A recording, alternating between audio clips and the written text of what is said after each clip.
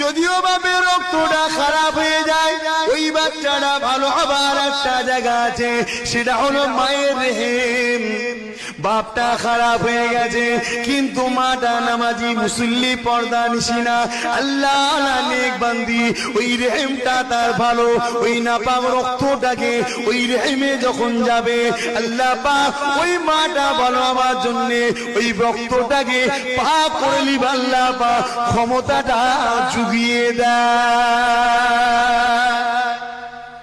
শেষ নম্বর জায়গা হলো ওই জায়গাটা যেটা হলো আল্লাহ পাকের ওলিদের দরবার। ফুরফুরা শরীফ যেমন আমাদের পশ্চিম বাংলা সেন্টার, আল্লাহ ওলিদের দরবার। এই ওলিদের দরবারে যখন মানুষ যায়, তাদের সোবতে বসে আল্লাহ আল্লাহ করে জেকে করে করে দেখা যায় একদিন ওই বদমাইশ ডাকাত